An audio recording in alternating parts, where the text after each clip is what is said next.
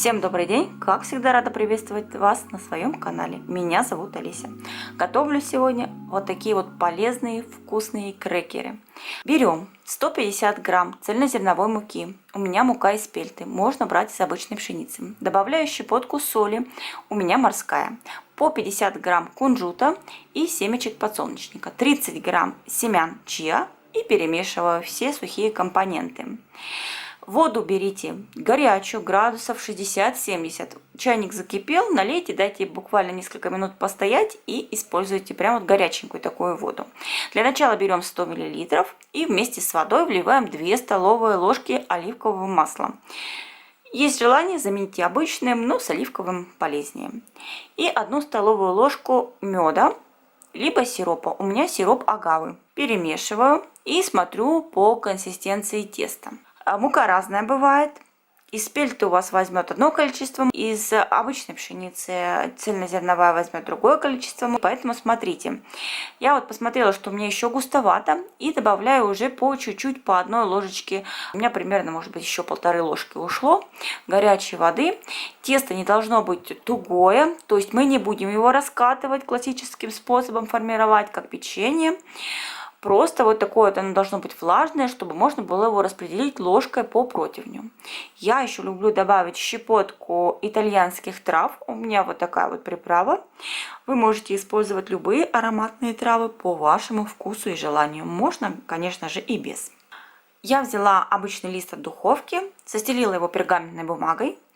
И беру еще немножечко воды горячей из чайника, просто обычную столовую ложку, перекладываю все тесто на лист и начинаю вот просто растягивать, распределять тесто, чтобы у меня получился достаточно тоненький пласт теста, примерно 2-3 мм максимум.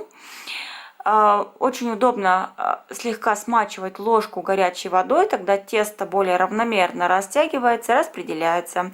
В итоге у меня получился вот такой прямоугольник. Подровняйте краешки, чтобы потом было удобно нарезать. Берем нож и намечаем, какого размера вы желаете крекеры.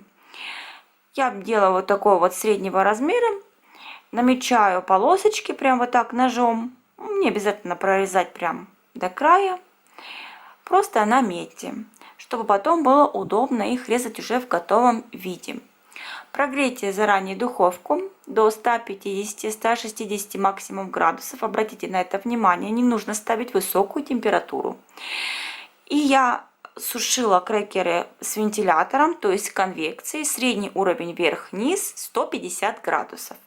Если у вас нет конвекции, ставьте 160 градусов, тоже все прекрасно приготовится, возможно, уйдет на 5 минут больше времени. У меня ровно 32 минуты были в духовке при 150 градусах, напоминаю, с конвекцией. Сразу горячие, как только вынули их из духовки, обязательно проверьте, чтобы они не были мягкие. Нужно, чтобы они уже такие подсушенные были.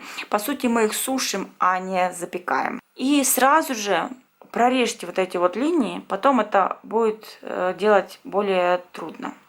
Я оставляю на горячем листе еще минут 10 полежать, за это время они фактически остывают и уже потом теплые прорезаю до конца.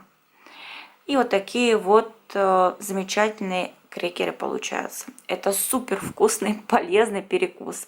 Вы съедаете 1-2 крекера и никаких конфет не хочется. Готовьте с удовольствием, классный рецепт. Но опасность вызывает зависимость. Будете готовить снова и снова.